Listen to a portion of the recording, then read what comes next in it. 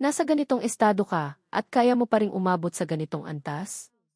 Sa susunod, mangyaring bumalik-balik ka rito. Habang sumisigaw si Auchu na umiiyak, nanay. Sinaktan ako ng batang iyon. Ngumiti si Luli, naisip niya, ang bracelet ay tiyak na kayang i-upgrade ang isang ordinaryong tao sa lakas ng isang superhuman. Ngunit si Bang Hao ay isang taong taon-taon nang nagsasanay sa ilalim ng time acceleration. Sa kabaliktaran, sa pamamagitan ng kanyang pisikal na kondisyon at karanasan, kaya niyang manalo. Ibig sabihin, kung pagsamahin ang dalawang ito, ano ang mangyayari? Pagkatapos mag-isip, nagsalita si Luli, napakaganda ng relo ninyo. Maaari ba itong gamitin bilang kagamitan para sa lahat ng security staff? Nag-aalinlangan si Isiguro kung Bigla, mula sa malayo, isang boses ang narinig kasama ang bahagyang tawa. Ang proyekto niya ay gumugugol ng ganoong kalaking pera. Paano ito magagamit bilang kagamitan para sa lahat ng staff? Lumapit si Anthony, nakalagay ang mga kamay sa bulsa, at sinabi, nandito pa siya kahapon, nilalait ang presyo ng bracelet na ito. Kailangan nito ng 10 milyon. Narinig ito, galit na nagsalita si Isiguro, tumigil ka na. Huwag mo akong pakialaman. Aayusin ko ang mga bagay ko. Mapanlin lang na nagnanakaw ng rice wine at pinalitan ng tubig. Inayos ni Anthony ang kanyang necktie at kumpiyansang sinabi, tingnan mo, iyan ang pagkakaiba nating dalawa. Ang proyekto ko ay maaaring magbigay ng tuloy-tuloy na pinansyal na mapagkukunan sa club. Narinig ito, umiti si Luli ng may paghamak, narinig mo ba, Isiguro? Kailangan mong makipag-ugnayan ng maayos kay Professor Anthony. Narinig ito, nagtaka siya, ha? Nalito siya at nagbago ng lugar, sa lugar na may mga modernong makina. Isang boses ang nagsalita, ang superconducting battery project ay maaaring magkaroon ng mas malaking potensyal kaysa sa bagong uri ng hemostatic material. Ito ang pinakamalaking proyekto ko na maihalaga ng produksyon na 10 bilyon. Ipinaliwanag niya, noong una kong natuklasan na ang 2 paralel na layer ng graphene na nakastack sa tumpak na anggulo na humigit kumulang 1.1 degrees ay maaaring magpakita ng kamangha-manghang superconducting effect. Ipinaliwanag niya, kung ang teknikal na proyektong ito ay maaaring palakihin, maaaring makamit ang maliliit na power station. Ang mga telepono ay maaaring makatipid ng 2 hanggang 3 bahagi ng kuryente. Bahagyang nagulat sina Weiwen at Luli nang makita nila ang kakaibang makina sa harap nila. Nagsalita si Anthony, bagaman nasa early stage pa ito ngayon, nalutas ko na lahat ng pinakamahirap na problema. Ang natitira ay isang maliwanag na kinabukasan. Narinig ito ni Luli at agad siyang nagsalita, talagang isang gintong puno. Kung ganoon, humihingi ako ng global exclusive rights na magtayo ng superconductivity. Maaaring maging kumpanya ang Oriental Group sa pagdevelop. Bibigyan kita ng pinakamalaking convenience. Inilipat niya ang kanyang atensyon kay Weiwen, nagbigay ng gawain, bukod pa rito, Teacher Du, makipag-ugnayan ka ng kaunti sa gobyerno. Iyan ay magandang bagay. Paano tayo makakakuha ng tamang mapagkukunan kung hindi tayo makikipag-ugnayan? Sa ilalim ng bundok, isang boses ang narinig, hindi inaasahan na napakabilis pa rin nila. Isang sasakyan ang mabilis na bumaybay sa kalsada. Ang boses ay nagpatuloy, mukhang malaki pa rin ang atraksyon ng superconducting battery. Lahat ay medyo naiinip. Habang nakikipag-video call, sinabi ni Luli, Ate Du, pakitext po sa akin ang sasabihin ko. Malaki po ang aking karangalan at sa ganoon ay nakikipagtulungan kami sa advanced laboratorio. Hintayin po ninyo na ibigay sa akin ni Professor Anthony ang mas detalyadong plano, pagkatapos ay kayo na po ang magpatuloy sa mga proseso. Pagkatapos, sumagot si Du Weiwen, opo, sir. Pagkatapos tapusin ang tawag, isinara niya ang laptop at itinapon ito sa isang tabi. Nagsalita si Bang Hao, sir, mukhang maayos na isinasagawa ang plano na ito. Kalmadong sumagot si Luli, tama. Base sa normal na temperatura ng superconductivity technology, kaya pa nating lampasan ang mga dayuhan ng hindi bababa sa 30 taon gamit ang teknolohiyang ito. Narinig ito, nasasabik na sumagot si Bang Hao, hindi talaga nasayang ang pagsisikap namin at ng mga kapatid namin na maging magulo sa mga base ng organisasyon. Talagang nakakagaan ng loob. Umiti si Luli nang may pagmamalaki at nagsalita, ang mga lalaking iyon ay marahil hindi rin inaasahan na ang ipinaglalaban nilang buhay ay ang pinakamaliit na link lamang sa ating dakilang layunin. Umalis na ang barko. Sa tuktok ng bundok, patuloy na narinig ang mga salita. Tungkol sa Miniature World Number 1 Research Institute, nasa pribadong maliit na isla ito ni Zhangjian. Ang mga sasakyan at mga tao ay nakahanda na doon. Ang layunin ng pagpunta ko rito ngayon ay tulungan silang simulan ang experimental area ng World Number 1. Siyempre, kailangan nating gumamit ng kaunting pamamaraan. Nang lumapit si Luli, masayang sinabi ni Hao Gaoming, "Sir, sa wakas ay narito na kayo." Diretsong sinabi ni Luli, "Old Hao, handa na ba lahat?" Mabilis siyang sumagot, "Nakaayos na po lahat. Hindi na po kami makapaghintay pa." Ang lalaki sa tabi niya ay nagpatuloy, "Na-simulate namin ang Earth at pinasimple ang gene sequencing. Kasabay nito, inayos namin ang macromolecule ng orihinal na buhay." Nasiyahan si Luli at pinuri, "Napakagaling. Tingnan ko ang inyong obra maestra." Sa malaking gusali sa tabi ng dagat, lumitaw ang larawan ng tubig sa pamamagitan ng bakal na bakod. Nagtaka si Luli, itinuro ang tubig at nagtanong, "Ang nasa ibabaw ay tubig dagat?" Sumagot si Hao Gaoming, "Tama po. Ang ganda, hindi ba?" At nagsimula siyang magpaliwanag, "Itong 300 metro, kwadrado na silid ay isang maliit na experimental site lamang para sa aming obserbasyon. Sinimulate namin ang orihinal na pinagmulan ng buhay. Ang komposisyon ng tubig dagat ng Earth Ocean." Naalala ang proseso ng pagsasaliksik na magkasama, sinabi niya, "Ginamit namin ang pinaka-advanced na kagamitan sa mundo upang subaybayan ang lahat ng aspeto ng tubig dagat. Ang bawat maliit na teknikal na grupo ay nagsama-sama upang magsikap na makamit ang tumpak na geological condition ng hadian iyon, bumalik sa estado ng Earth 4 bilyong taon na ang nakalipas. Noong panahong iyon, patuloy na bumubuga ang mga bulkan, at patuloy na pumapasok ang water vapor sa primitive atmosphere. Lumitaw ang mga bola-bola ng tubig habang nagpapatuloy ang pagpapakilala. Kapag ang temperatura ay mas mababa kaysa sa punto ng pagkulo ng tubig, noong panahong iyon, mayroong kamangha-manghang tanawin ng dagat at kalangitan. Ang malakas na ulan na ito ay tumagal ng napakatagal. Nakita ang pulang ilog na nagpapakita ng init at ang mga salita ni Hao Gaoming, ngunit ang temperatura ng tubig-ulan ay umabot sa 300 degrees Celsius. Talagang impyerno sa lupa. Nagpatuloy siya sa pagkukwento, ang baha ay mabilis na dumaloy sa mga mabababang lugar, bumubuo ng malalaking katawan ng tubig. Sa ganoon nabuo ang primitive ocean. Ngumiti ang lalaki ng nasiyahan at nagsalita, "Sinimulate namin ang orihinal na pinagmulan ng buhay. Ang komposisyon ng tubig dagat ng Earth." Habang pinapatakbo ang mga kagamitan, ipinaliwanag niya, ang nagniningning na punto ay nasa tuktok ng istruktura. Isang energy generator na katulad ng solar energy na sinimulate ang araw at gabi ng Earth. Hindi maitago ni Luli ang kanyang kasiyahan at sinabi, "Ito ay talagang isang napakagaling na sining." Narinig ito, nagmungkahi si Hao Gaoming, "Ngayon, inaanyayahan ko kayo na i-unlock ang unang hakbang ng mundong ito ng mga nilalang." Umiti nang may pagkapilyo si Luli, "Napakasaya ko na makatulong." Sa bakanting silid sa itaas ay 2 anino na nagmamasid. Nagtaka ang lalaki, "Sir, nakakita na ba kayo ng ganito dati?" Nag-aalin lang ang sumagot si Hao Gaoming, "Ganito kalaking labanan, ngayon lang din ako nakakita."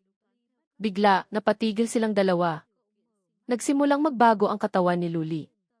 Binuksan niya ang mga mata, nakakunot ang kilay ng may determinasyon.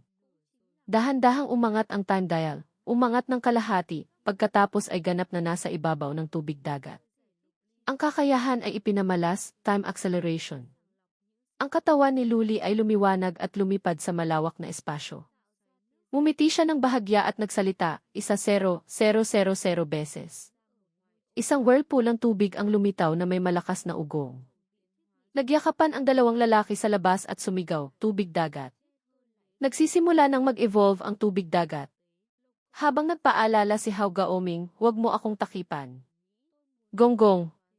Narinig ang mga tunog ng pagkulog, medyo nagulat si Luli. Naisip niya, masyadong malakas ang reaksyon. Mukhang ang ebolusyon ng primitive ocean ay isa ring napakalaking at makapangyarihang kasaysayan. Kumunot ang noo niya, seryoso. "Mabuti na lang, mga 3 beses lang ang naubos ko sa sarili kong oras." Naisip niya, medyo nag-aalinlangan. Kung noon, baka agad akong maging piraso-piraso at mamatay. Hindi tama. Habang iniisip niya, mas lalong nagbago ang kulay ng mukha ni Luli. Natatakot siya na baka hindi na may natirang piraso. Mukhang pagkatapos ng pag-upgrade sa time acceleration na 1.000 beses, ang bilis ng pagkaubos ng oras ay proporsyonal din na pinaikli.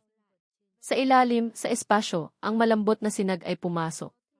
Huminga ng malalim si Luli, medyo nakakunot ang noo, mukhang mainitin ang ulo. Bumulong siya, tagumpay na. Maaari na tayong magsimula sa unang hakbang. Parehong nagkayakapan na biglang huminto, nagmamadaling nagsimulang magkontrol at sumagot, naintindihan na, naintindihan na. Agad kong ilalagay ang biological macromolecules sa karagatan. Nakakonekta na ang transportation. Ang pagpapatakbo sa control panel ay nagpagalaw sa makina. Lumabas ang malambot na asul na ilaw mula sa mga butas. Naalala ni Luli ang mga nakaraang sandali at naisip, ngayon, saksihan natin nang magkasama ang makasaysayang sandali na ito. Ang malambot na ilaw ay sumama sa antas ng tubig dagat. Nagtaka si Luli, ito ba ang orihinal na buhay? Samantala, tinaas ni Hao Gaoming ang kanyang ulo at bumuntong hininga, ang ganda. Sumang-ayon din ang lalaki sa tabi niya at ipinaliwanag, mula sa basic gene pool ng Earth organisms, kinuha ito at inilipat sa mga molecules na ito. Isinagawa ang permission at pinalaganap sa miniature ocean. Lumitaw ang mga gene models habang siya ay nag-analisa, maaaring ibalik ang proseso ng ebolusyon ng organismo sa malaking sukat. Ang bilis ng reaksyon ng mga macromolecules na ito ay 1.0 beses na mas mabilis kaysa sa ordinaryong macromolecules. Kasabay nito, namana nito ang gene sequence ng pinaka-basic na global organisms. Bumukas ang pinto. Lumitaw si Luli. At patuloy na umalinggaw ang boses, sa daan ng ebolusyon, sa basic start, makakatipid sa oras ng mahabang evolusyonaryong proseso. Ngunit pagkatapos maghintay na matapos ang ebolusyon ng eukaryotic cells, pagkatapos ay ang unang experimental evolution. Lumapit si Luli sa likuran, habang si Isiguro ay nasiyahang nagsabi, maituturing na tapos na ito. Nagsalita siya, ganoon pala. Pagkatapos ay napalugmok siya sa pag-iisip. Hindi niya inaasahan na napakakomplikado pala ang proseso ng paglikha ng buhay. Ngayon, sa pagtaas ng bilis ng oras hanggang 1.000 beses, ang bawat araw sa miniature ocean ay katumbas ng 4.32 segundo sa kasalukuyang mundo. 4.32 segundo. Huminto siya ng ilang segundo. Isang ngiti ang lumitaw sa kanyang labi. Itinaas ni Luli ang salamin niya. Kung ganoon, pagkatapos ng 1 buwan, ano ang ibig sabihin nito? Iyan ay higit sa 8,000 taon ng nakastore na oras. Ang kasiyahan ay malinaw sa kanyang mukha at may bahid ng pagmamalaki. Naisip niya, huwag mong sabihin na 2 o 3 buwan, kahit 1 taon pa, magiging kahanga-hanga ang tanawin dito. Ang oras pa rin ang pinakamagandang bagay. Bagaman ito ay isang bagong mundo. Ang tanawin ng mundo ay lumitaw kasama ang pahayag ni Luli, bagong mundo, ginawa ko ng sarili kong kamay. Talagang inaasahan ko ang araw na iyon. Sa ilalim ng asul na kalangitan, sa maliit na silid, narinig ang tiktak ng orasan. Walang gana na nagising si Luli sa kama. Bumuntong hininga siya sa pagkabigo. Sa isip niya, huli na akong nagising. Kagabi, nakalimutan kong iset sa slowdown ang oras. Talaga naman. Nagsimula siyang maglinis ng sarili habang iniisip ang kanyang mga plano. 5 buwan na ang nakalipas mula nang simulan ang Miniature World No. 1 construction plan. Binuksan ang shower. Nagpatuloy siya sa pag-iisip, hindi ko akalain na aabot talaga ako sa puntong ito. Kamakailan, ang lahat ay parang tinurukan ng adrenaline. Lahat ng aspeto ng pag-unlad ng proyekto ay mas mabilis kaysa sa aking kalkulasyon. Ngunit ako, ang pinuno ng club, ay napakatamad. Sa ibang lugar, isang boses ang narinig, Old Vin, pasensya na late po ako. Kinamayan ni Luli ang taong nasa harap niya at sinabi, matagal na tayong hindi nagkita, Highness A. Magalang na nagsalita siya, muli ko kayong naistorbo, sir. At agad na nagsimula sa pangunahing paksa. Loser, ang bagong misyon na ibinigay ninyo sa akin, ang prototype ng underground laboratory sa kabisera ay nagsisimula ng mahubog. Ang underground kabisera sa hinaharap ay tiyak na magiging napakalaki. May 48 pangunahing gusali na magsisilbing suporta sa buong underground city. Kaya nitong maglaman ng 10,000 tao sa underground base. Sinulyapan ni Luli ang papel, medyo malalim ang pag-iisip. Lihim na nagpaplano si Old Vin, sa ganitong paraan, ang ika-negatibo 10 henerasyon ng Highness ay makakakuha ng mga puntos upang ma-upgrade ang membership.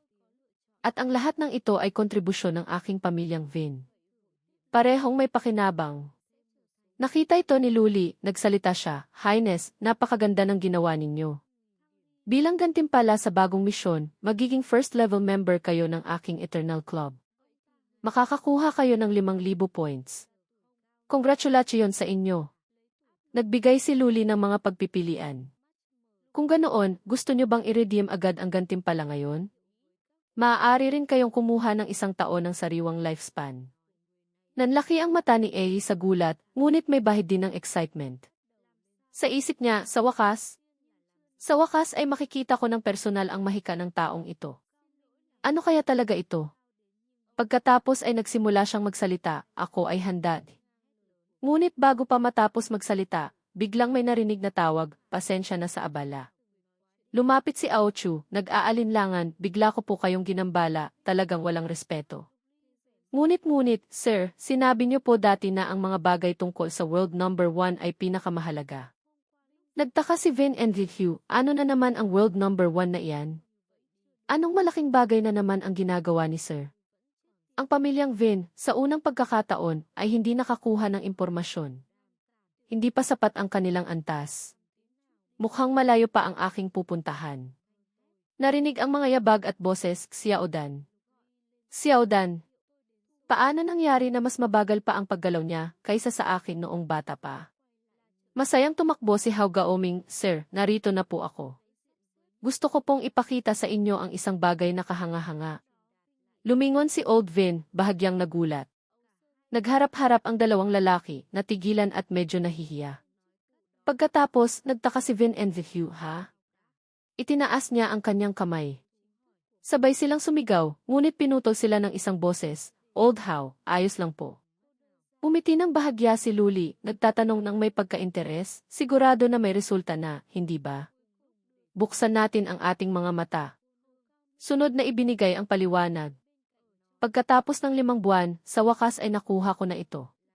Pinag-analisa ni Hao Gaoming, 5 buwan sa karagatan na may mataas na konsentrasyon ng nutrients. Talagang matagal. 4,113 taon para sa aming object ng pananaliksik. Iyan ay 41,130 taon. Kinuha niya ang isang test tube at nagsimulang mag-operate. Sa ilalim ng nagulat na tingin ng pamilyang Vin. Vin and Hugh, hindi ito ang nakikita natin. Kaya nating maghanap. Ngunit si Sir, mukhang hindi niya tinaboy ang ideya natin. Ano kaya talaga ang iniisip ng matandang iyan? Hindi ko talaga mahulaan. Maingat na nagsagawa si Hao Gaoming ng eksperimento at nagsabi, sa katotohanan, 4 na buwan at 12 araw pagkatapos simulan ang eksperimento, sa libu-libong biological macromolecules, sa wakas ay lumitaw ang unang uri, ang prokaryotic cells. Lumitaw ang mga virus sa espasyo sa ilalim ng mga salita ni Hao Gaoming, walang nuclear membrane. Ang genetic material ay nakatuon sa rehiyon na may mababang electron density at walang malinaw na hangganan. Ang EV ay isang circular molecule. Ang ganitong uri ng prokaryotic cells ay dumarami. Madaling makuhanan ng litrato at obserbahan. Ang 3 lalaki ay nakatayo roon, litong-lito, walang naintindihan sa ilalim ng kanyang analisis. Sa pamamagitan ng aming pagtuklas at pagkuha, isang bahagi ng life reaction ang may bilis ng paglaki na 10 beses. Ibig sabihin, nagtagumpay kami.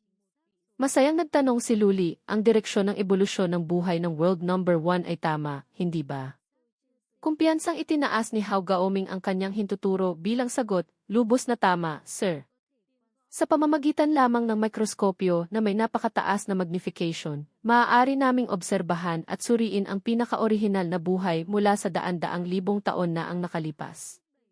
Pagkatapos ay nagpatuloy siya sa pagtatanong, susunod, inaanyayahan ko kayo na personal na pumunta sa Italy upang pasiglahin ang kanilang pagpaparami at ebolusyon. Narinig ito, nagulat si E sa isip niya, Italy. Italy. Mayroon na bang ganitong uri ng laboratorio sa Italy? Nagsalita si Luli, talagang walang oras na walang ginagawa. Nagtaka si Italy? Nakita ito, umiti siya at bahagyang tumango. Huwag kayong magtaka, Highness. Naglagay lang ako ng isang maliit na proyekto doon upang gayahin ang proseso ng ebolusyon ng mga nilalang at lumikha ng mundo. Bahagyang nagulat si ang kanyang mukha ay medyo hindi makapaniwala at nagtanong, lumikha ng mundo. Maliit na proyekto. Pagkatapos ay nagmadali siyang nagsalita, hindi ko mapigilan na aminin, si Lucer ay ang pinakanakakagulat na tao na nakilala ko kailanman. Tumawa siya ng masaya, magalang na sumagot, napakabiro ninyo, Highness. Habang ang anino sa malayo ay tahimik na nagmamasid. Naisip ni Vin Hugh, si Lucer pala, kaya niyang sabihin ng kaswal na ang pagtatayo ng mundo ay isang maliit na proyekto lang. Ito ay tanging ang lumikha lamang ang magkakaroon ng tapang na magsalita ng ganyan. Italy? Naalala niya at lihim na nainis, hindi inaasahan na ang matandang iyan, si Zhang Zai, pala ay nakarating na sa puntong ito sa isang igla. Nakakainis. Talagang nauna na siya. Pagkatapos mag-isip, nagsalita si Vin Hugh, Sir, hindi ko alam kung gusto naming mag-ambag sa layunin ni Sir, ano pa ang dapat naming gawin? Itinulak ni Luli ang salamin at sinabi, sa katunayan, pinanatili ko kayong dalawa rito dahil sa bagay na ito. Ito ang ikalawang yugto ng underground base construction plan.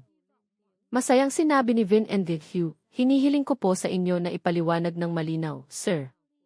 Nagsimula si Luli, ito ay ang unang pagsisikap lamang ng mga siyentipiko na tulungan akong ipatupad ang maliit na ideya ng sistema. Pagkatapos, mayroon pang ikalawang hakbang, ikatlong hakbang. Sa panahong iyon, 10,000 talento ang magsasama-sama sa isang lugar, isang hindi pa nakakagulat na eksena. Kaya, ang isyu ng lokasyon ay ang susunod na isyu na kailangang pagtuunan ng pansin at pag-isipan. Highness S.E. Umiti ng bahagya si Luli, nagbigay ng susunod na misyon, tungkol sa mga bagong isyu sa pagtatayo ng experimental environment ng underground base, ipinagkakatiwala ko po ito sa inyo. Tumawa si huwag po kayong mag-alala, Sir. Titiyakin ko po na mas magiging maayos ito kaysa sa unang yugto. Tumango si Vin Hugh sa likuran, tama po, Sir. Palaging handa po ang aming pamilya Vin na tulungan kayo. Bumulong si Luli ng Pagkatapos ay lumingon siya kay muntik ko nang makalimutan. Hindi pa kayo nakakuha ng 1 taon ng lifespan. Naisip ni Highness napakagaling. Wala rin akong tapang. Akala ko nakalimutan na niya. Napakagaling. Kinamayan ni Old Vin si Luli at sinabi, kung ganoon, bilisan na natin ang oras at pumunta na sa Bansati. Magalang na sinabi ni Luli, sige, Old Vin, pasensya na po. Umiti ng bahagya si Vin Hugh, Lucer, muling nagpapatawa po kayo. Habang si mula sa malayo, ay lihim na bumuntong hininga, talaga? Nagkukwentuhan pa sila? Hindi ba't ako na ang sunod? Narinig ang mga yabag at boses, hindi ko inaasahan na napakabilis ninyong nakabalik, Sir. Kamakailan, napakaraming trabaho. Hinihiling ko sa inyong maghintay sandali. Umiti si Sumu at nagsalita, mabilis kang na-promote, Sapat pa ba ang pera mo? Ano na? Gusto mo bang lumipat sa tabi namin? Napakalaki ng benepisyo. Lumingon si Aochu at nagsabi, ang isang maliit na papel tulad ko ay walang karapatan na makialam sa mga sentral na proyekto tulad niyan. Ang trabaho ko ay simpleng tulungan lang si Sir sa mga maliliit na bagay. Kaya naman, palagi kong kailangang tiyakin ang pinakamagandang estado. Kung isang araw, dahil sa aking kapabayaan, nagresulta ito sa inyong pagpunta ng walang kabuluhan, mas masama pa iyan. Ang mga salita niya ay nagpatigigas kay Sumu. Si Wang Hai sa likuran ay nanukso rin, sinagot mo ng walang pakialam. Sumu, may araw ka rin pala. Narinig ang pagbukas ng pinto, si Vin Hugh mula sa puwang ng pinto ay humimig ng kides. Magalang na sinabi ni Aochu, Old Vin, napagod po kayo ngayong araw. Tumawa siya bilang tugon, wala po, wala po. Sa susunod, kung may anumang bilin si Sir, paki-inform na lang po muna sa akin, Secretary Song. Sa sandaling ito, nagtaka si Wang Hai, hoy, mukhang nakita ko na itong matandang ito sa dati. Ha? Sabi ng katabi. Nagpatuloy si Wang Hai, hindi nakakagulat na makipag-ugnayan kay Sir. May narinig na tugon, sa huli, ano ang pangalan niya? Sa dalawang palapag na villa, isang boses ang narinig, Tio, mukhang may iniisip kayo ngayon. Malalim na nag-iisip si Vin and Hugh, kanina, habang naglalakad sa koridor, may ilang tao na may parehong ekspresyon. Sinabi ni Sir na ang bagong mundo ay mukhang mabilis na isinusulong. Sumagot na ba si Kong Jaya? Sumagot ang pamangkin, sumagot na po si Old Man Kong Jaya sa inyong imbitasyon. Bukas ng hapon, darating na po ang eroplano. Umiti si Vin and Hugh, napakagaling. Hindi tayo pwedeng mahuli masyado. Habang nag-aalala ang pamangkin, Tio, sigurado po ba kayo na ipapasok ninyo ang pamilyang Song sa club? Umiti ng bahagya si Vin and Hugh, ang kinatawa ng pamilyang Song ay nasa banking industry. Ang kanilang impluensya sa global banking sector ay napakalaki. Sa kanila, sa pagdevelop ng underground base, tiyak na makakamit natin ang mga hinihiling ni Sir ng maaga. Dakilang tagumpay. Narinig ang tiktak ng orasan sa opisina, tinipon ni Luli ang 4 na tao at sinabi, gaya pa rin ang dati ang efficiency. Lahat sila ay tahimik. Habang nagpapatuloy siya, palagi akong nagtitiwala sa kakayahan ng mga kliyente na magtrabaho. Seryoso siyang nagsalita, sa kabalintunaan, ikaw, Sumu, ang bago mong identidad bilang kliyente ay angkop pa rin. Sumagot si Sumu, mabilis akong matuto, sir. Narinig ito, bumuntong hininga si Luli ng may ginhawa. Napakagaling. Ang taong inirekomenda ni Bang Hao, tingnan ko ng kaunti. Lumitaw ang listahan ng lifespan. Ang pangalan ay Zhao Daihua, 64 taong gulang. Natitirang lifespan, 25 taon, 10 buwan, 18 araw, 23 oras, 30 segundo. Nakolektang oras, 2,603 taon. Sunod ay ang pangalan ni Wang Hai, 40 taong gulang. Natitirang lifespan, 35 taon, 8 buwan, 23 araw, 15 oras, 22 segundo. Nakolektang oras, 2,506. Hubao Xian, 55 taong gulang. Natitirang lifespan, 10 taon, 7 buwan, 14 na araw, 9 oras, 12 segundo. Nakolektang oras, 199 taon. Ngumiti si Sumiu. Nanlaki ang mata ni Luli sa pagkabigla. Sa isip niya, ano? Lumitaw ang pangalan at edad ng Sumu, 23 taong gulang. Natitirang lifespan, 48 taon, 6 buwan, 17 araw, 5 oras, 23 segundo. Nakolektang oras, 12,527 taon, 11 buwan, 29 araw, 23 oras. Umiti si Sumu ng may pagmamalaki habang si Luli ay hindi pa rin makapaniwala. Sa isip niya, 10,000. 10,000 taon. Ang lifespan board ay nakalutang pa rin sa ere. Umiti si Sumu ng may pagmamalaki at kumpiyansa, habang nautal si Luli, 10,000 taon. Ang 3 natitirang tao ay nakayuko sa kahihiyan. Kumpiyansang sinabi ni Sumu, nasiyahan pa rin kayo, hindi ba? Sa resulta ng aking pakikipaglaban? Tumawa si Luli ng masaya, kailangan kong aminin, talaga namang ginulat mo ako. Talagang nagbago ang aking pananaw sa iyo. Hindi ko akalain na isang babae na tulad mo, na nag-iisa, ay makakarating sa puntong ito sa labas. Ako di. Umiti ng bahagya si Luli, kinikilala na nagbago na ang kanyang impresyon sa kanya. Pero napaka-curious ko. Ipinaliwanag ni Sumu, Sir, ang bansa na pinuntahan ko ay isang bansa na may malaking populasyon at ang kahirapan ay umabot sa 80%. Sa likuran nila, bumubulong sila sa isa't isa. Ang tuso na babae. Bumuntong hininga si Hubao Xian, kung natalo, kailangan tanggapin. Ang paliwanag ay ibinigay sa isang bansa kung saan napakababa ng katayuan ng mga kababaihan, at dahil pareho kaming babae, madali kong nakuha ang kanilang tiwala. Hinawakan ko ang kanilang mga sugat at kasabay nito, nakakuha ako ng pasasalamat mula sa kanila. Isa-isa, lahat sila ay regular customers. Sumandal si Luli at tumawag, Hoy. Habang si Sumu ay nagsasalita pa rin, pero medyo malaki ang gasto sa biyahe ko ngayong ito. Kung okay lang po kay Sir, sa susunod, babawasan ko ng kaunti. Narinig ito, umiti si Luli, hindi talaga nagkamali si Bang Hao. Talagang matalas ang bibig. Ang tatlong iba pa ay tahimik na nakikinig sa kanilang usapan, habang si Luli ay nagpatuloy, dahil napag-usapan na natin ito, ulitin ko ulit. Ang pera na mayroon ako, ang kulang sa akin ay oras. Hindi ba't malinaw ang ibig sabihin? Tingnan ninyo ang mukha ng tatlo, medyo nabigo. Agad na nagsalita si Luli upang aluin sila, mga kagalang-galang, hindi kayo kailangang mag-alala. Mangyaring gamitin ninyo ang aking pera. Kung ganoon, ang susunod na hakbang ti. Iniabot ni Luli ang kanyang kamay at sinabi, ibigay niyo lang sa akin ang mga resulta ninyo. Biglang, nataranta si Sumu. Dahan-dahan din na hindi na makatayo ng matatag ang tatlong tao. Biglang lumabo ang lifespan board. Lumitaw ito at nagbago.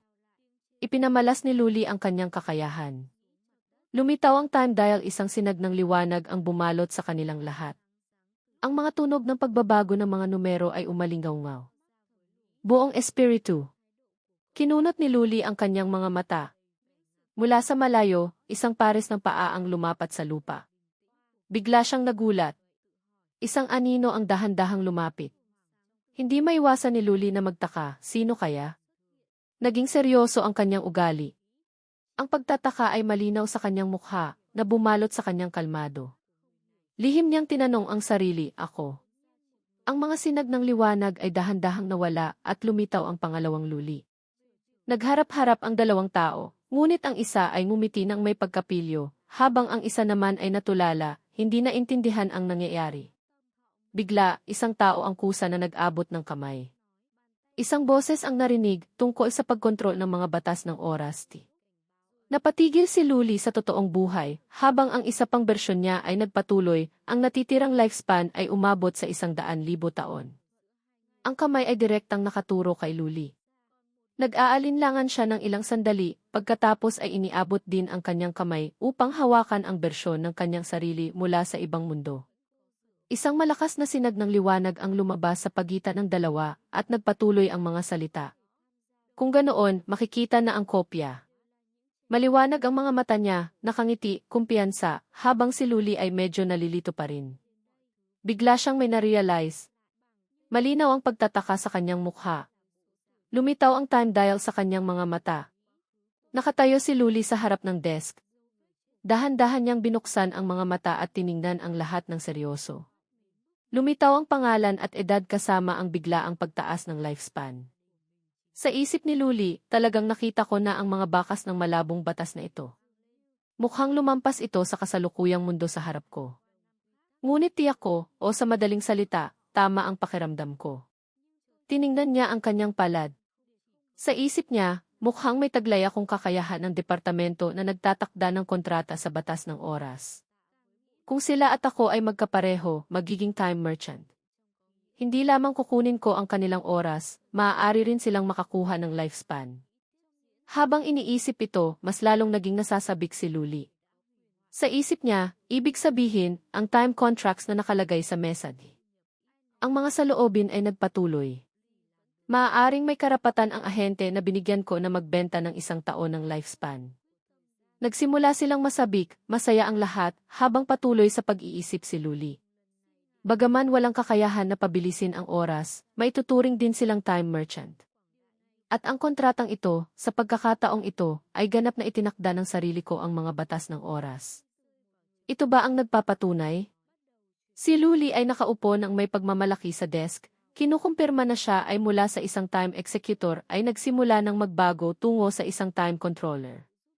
Para sa malaking planong i-unlock ang bagong mundo, ito ay isang malaking tulong. Sabay na narinig ang pagkatok sa pinto. Ngumiti si Aochu, pumasok, at magalang na nagsabi, Sir, handa na po si Brother Bang. Bagaman may nagre-report, lihim pa rin siyang nalulunod sa sarili niyang mga iniisip. Ngunit, kahit na na-unlock na, si Luli ay nagsalita lang, sige, aalis na tayo. Sa isip niya, mayroon pa akong isang bagay na kailangang ayusin. Isang bagay na gawa ng tao. Nakahanda na si Bang Hao sa sasakyan. Nagtaka si Luli na saan ang mga old tang. Hindi pa sila dumating. Nag-aalin lang ang nagsalita si Bang Hao. Old Tang at sila ang kanilang flight kaninang umaga ay nauna na sa atin ng isang hakbang. Naiinis na lumingon si Luli at nagtanong, hindi ba't sinabi na magkasama tayo? Hindi ba sila nakikinig? Lihim siyang nagreklamo, mukhang hindi na talaga makapagpigil ang mga matatanda na iyon. Ngunit pagkatapos, walang pakialam na sinabi ni Luli, hayaan na. Huwag na tayong mag-aksaya ng oras. Umalis na tayo. May narinig na tugon, opo. Binuksan ang gate. Ang puting sasakyan ay umalis sa bakuran ng hardin, tumakbo sa walang laman na kalsada. Isang itim na sasakyan ang nakaparada sa sulok ng pader. Sa loob ng sasakyan, isang anino ang nagsalita at nagtanong, ito nga pala ang sikat na e-mansion, hindi ba, sir? Sumagot ang driver, mukhang hindi naman gaanong kakaiba kumpara sa mga ordinaryong mayayaman. Humimig ng i ang katabi, pagkatapos ay nagsalita, Old Dan, hindi ako tutol na magsagawa kayo ng matibay na pagsisiyasat ngunit sinabi ko na sa inyo ang ilang bagay noon. Mas mabuti pa rin na gawin ninyo ito ng seryoso. Hindi sumagot si Dan, seryoso lang siyang tiningnan ang taong nasa harap niya. Narinig ang ulat, ang target ay nasa loob na ng ating abot. Kailangan ba talaga tayong kumilos? Nalugmok si Dan sa pag-iisip. Sa sandaling iyon, tahimik lamang silang nagtinginan. Nagpasya si Dan na basagin ang katahimikan, syempre kailangan. Ang malambot at kompromisong pamamaraan na ginamit ninyo noon ay nasira na lahat. Mula sa communications equipment, narinig ang malakas na't opo, opo. Mumiti ng bahagya ang taong katabi niya, tumango, Jitse, ngayon, ikaw na ang boss. Pero bilang matalik na kaibigan mo, kailangan kong muli kang paalalahanan. Pinutol siya ni Laudan, hindi na kailangan. Bagaman palagi silang nasa panig ng kapayapaan at pagkakapantay-pantay, kahit pa isumite nila ang malaking halaga ng scientific royalties upang humingi ng kooperasyon, sinabi Maud. Mukhang may pagdududa, talaga bang iniisip mo na sila ay madaling maging kasinggaling? Ang mga larawan sa nakalock na drawer mo, sino ba talaga ang gumawa niyan? Mas alam mo iyan kaysa kahit sino pa. Nagsalita siya ng may determinasyon na hindi susuko, ang ganitong uri ng mapanganib na tao, kung hindi ko siya mapapaamo, kung ganoon, ang pagpunta ko rito ngayon ay walang kabuluhan. Narinig ito, bumuntong hininga lang ang kanyang kaibigan. Sige na. Hindi kita mapipilit. Ang puting sasakyan ay mabilis na bumaybay sa kalsada. Nakaupo si Luli sa loob. Bigla, isang kakaibang pakiramdam ang dumaan sa kanya. Madilim ang mukha niya. Nagtaka siya, na-activate na ba ulit ang automatic time acceleration? Nakita ang lahat sa paligid na tila tumigil, nagtaka siya, saan nagkaroon ng problema? May na-realize siya, napatigil siya, naisip niya, sandali. Naintindihan ko na. Ang pakiramdam ng aking lifespan ay may hindi inaasahang salik. Lumitaw ang pangalan. Ang pangalan ni Luli, 28 taong gulang. Ang natitirang lifespan ay malabo at mahirap basahin. Tila may na-realize siya, naisip niya, ganoon pala. Mukhang sinusundan siya ng sasakyan sa likuran. Nagtaka siya, may gustong magsagawa ng assassination na naman? Talaga namang hindi natututo ng maayos. Lumabas si Luli sa sasakyan, hindi nataranta kundi ngumiti ng may pagkapilyo. Gusto kong makita. Habang humihimig ng isang kanta, lumakad siya patungo sa sasakyan. Tumingin siya sa loob. Napatanong si Luli, ha? Bahagyang nagulat. Agad niyang na-realize kung sino ang nasa sasakyan. Ito ang tiyuhin ko. Naalala ko, siya ang in charge ng Mysterious Transportation Department. Mumiti ng bahagya si Luli, lihim na sinusuri. Tiningnan ang taong nakaupo sa driver's seat, lihim niyang hinala, mukhang ito ang bagong in charge. Ito na pala. Mumiti siya ng tuso. Sa isip niya, kung ganoon, ulitin ko muli ang time rewind. Isang boses ang narinig mula sa loob ng sasakyan, ang ganitong uri ng mapanganib na tao, kung hindi ko siya mapapaamo, kung ganoon, ang pagpunta ko rito ngayong ito ay walang anumang kahulugan. Tumawa ng pilit ang lalaki, walang magawa, sige na. Hindi kita mapipilit. Ngunit bigla, may na-realize siya. Ha? Lumingon siya sa driver. Nagtaka siya, anong nangyayari? Biglang, mabilis siyang lumingon, madilim ang mukha niya. Biglang huminto ang sasakyan, sumisigaw sa kalsada. Nakaupo si Luli sa likod na upuan, nakangiti ng tuso at nagsalita, magandang gabi, mga Ginoo. Sa isip niya, nakakainis, nakakainis. Sa kalsada, malinaw ang mga bakas ng bigla ang pagpreno ng sasakyan. Unti-unting nawala ang puting alikabo. Dalawang tao sa harap na upuan ng sasakyan ang lumingon, nagulat, habang si Luli ay ngumiti ng kalmado at nagsalita, "Hindi ko akalain na bibisita kayong dalawa ngayong araw. Medyo hindi handa." "Ah, hindi. Masayang masaya at nag-aalala." Nag-aalala ang lalaki, "Kailan ka pa nandito?" Habang si Dan, na nakatutok ang baril bilang pagbabanta, "Mahusay din ang magic mo, sir. Hinahanap ka ni Old Province." Nalugmok si Luli sa pag-iisip sa harap ng baril, pagkatapos ay biglang tumawa ng bahagya, "Narito lang ako para bumati. Mukhang medyo hindi makatuwiran ang ginawa mo." Bigla nagulat si Dan, "Ha?" Ang baril sa kanyang kamay, hindi alam kung kailan, ay nawala. Itinaas ni Luli ang kanyang boses, nagbabala, "Kung kaya mong manatiling tahimik at magtrabaho tulad ng kaibigan mo, hindi na ako espesyal na pupunta para kausapin ka." Ngayon, ang baril ay nasa kamay na ni Luli, habang sinasabi niya, "Hindi ba't matagal na tayong nagkasundo? Ang ginagawa mo ngayon ay medyo hindi ko gusto." Narinig ito, kumunot ang noo niya sa pagkayamot, "Jason. Hindi nakakagulat na nagkamali si Shan Miao noong nakaraan. Iyon din ang dahilan kung bakit ko natukoy na si Sir ay isang potensyal na banta." Sumagot si Luli, "Tungkol sa mga banta, ano ang mayroon sa bayan na malapit na nating marating?" May isang matandang lalaki na nagpapanggap na bumibili ng gamot, dalawang taong nakasuot ng cleaner's uniform, o isang sniper na nakatago sa bubong. Narinig ito, agad siyang nagulat. Sa isip niya, nabunyag na? Kailan niya nalaman? Agad na nagsalita ang nakaupo sa driver's seat, "Sana po, sir, maintindihan ninyo, wala na po kaming magagawa." Tila hindi masyadong pinansin ni Luli at sinabi, "Mabalahib ang kilay, alam mo ba kung ano ang pagkakaiba natin?" Itinaas niya ang baril, nakakunot ang noo, seryoso ang mukha, "Ito ay pareho tayong ayaw na babantaan ng iba." Nagulat silang dalawa at sumigaw. Ang tunog ng putok ng baril ay umalingaw-ngao sa ilalim ng maliwanag na kalangitan. Ang sasakyan ay nakaparada pa rin sa tabi ng kalsada. Ang nakaupo sa passenger seat ay nakatakip ang mukha, nakasilip ang isang mata, habang si Dan ay nakayuko, nakahilig sa manibela. Bahagyan niyang binuksan ang mga mata, nakatingin sa kanyang kamay. Dahan-dahan niyang binuksan ang kanyang kamay. Nagtaka ang katabi niya, "Ano iyan?" Nautal na nagtanong si Dan, ito ang key." Binuksan niya ang palad niya. Isang bala pa rin ang umuusok. Isang sandali ng takot ang malinaw sa kanyang boses, "Bala?" "Lintik!" Bigla, ang dalawang tao sa sasakyan ay ibinaling ang kanilang atensyon sa labas. Si Luli ay lumitaw na mula sa labas. "Kailan pa?" Sumandal siya sa salamin ng bintana at nagsabi, "Ang bala nakakaputok lang ay mainit pa. Iyan ang aking regalo para sa inyo. Alam kong hindi kayo masaya, pero handa akong umamin." Kinumpirma ni Luli, "Hindi kayo nagkamali. Ako ay banta." Binaba niya ang baril at nagbabala, "Kung magkaroon pa ng susunod na pagkakataon, hindi ako mag-aalangan na ipakita sa inyo ang aking natatanging kakayahan." Anong mangyayari sa isang tao kung makaranas ng rejuvenation at pagkatapos ay mamatay sa isang segundo? "Sige, paalam muna." Ang likod ni Luli ay unti-unting nawala sa paningin. Si Dan, nakakunot ang noo, bumulong ang pangalan, "Luli." Samantala, sa labas, nagmadaling lumabas si Banghaw at nagtaka, mga salita mula sa loob ng sasakyan. Lahat ng makarinig nito, agad na patayin. Mula sa communications equipment, narinig ang boses, "Ha? Susundin. Susundin ang utos."